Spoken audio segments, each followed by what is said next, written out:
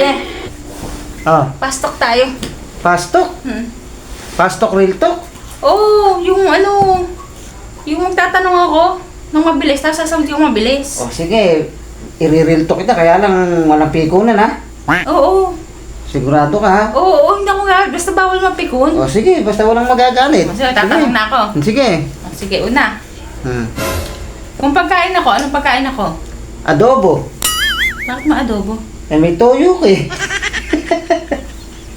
Di ba? Ex mo ako. Siyempre, ex ko. Bakit kita pipiliin? Ano ko nasisira ulo? Ex ko naman.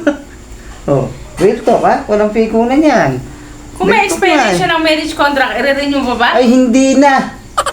Bakit i-renew ko pa? Gusto mo ngayon eh, expire na. Real talk ha? Walang pikunan. Real talk nga eh, pastok eh. Nagsisisi ka ba na ako? Ay, sisinsisi.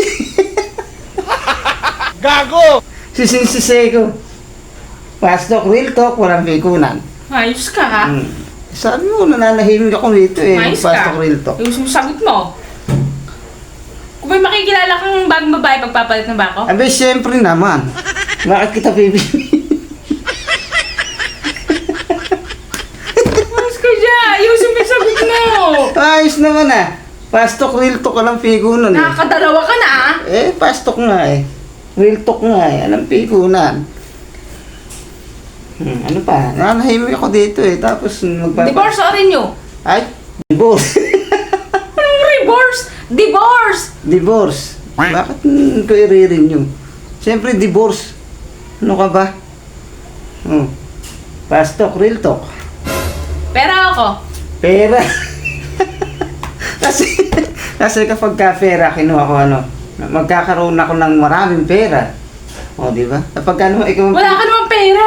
Eh, parang nga magkapera ako eh. Kasi pagka ikaw ang pinili ko, uubusin mo pera ko. Ano? Pastok, real talk, alam pikunan ha?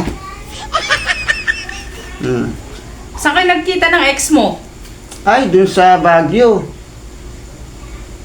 Doon kami nagkita nung, ano siya, February 14. Alas 3 ng hapon. Husay ka, husay ka. Eh, siyempre, pastok, real talk. Magaling kang kupal Marami ka ka. na, kanina ka pa. Eh, pastok, real talk nga eh. Eh, saan tayo nang magkita? Tayo?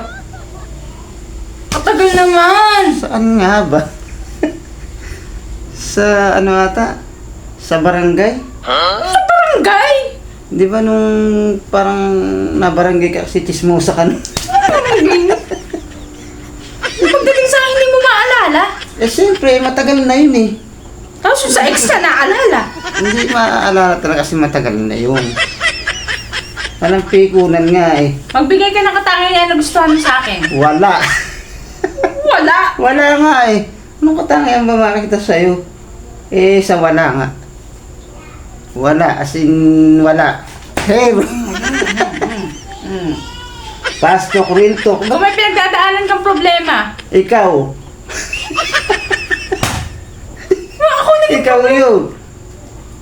ako na Ang laking problema. Ikaw yung problema araw-araw. Pastok, real talk, walang pikunan. Nanahimik ako dito eh. Naya-aya mo ako magpastok ko eh. Real talk nga. Ayoko na, wag na natin ituloy. Nakakainis ka eh. Kanina ka pa.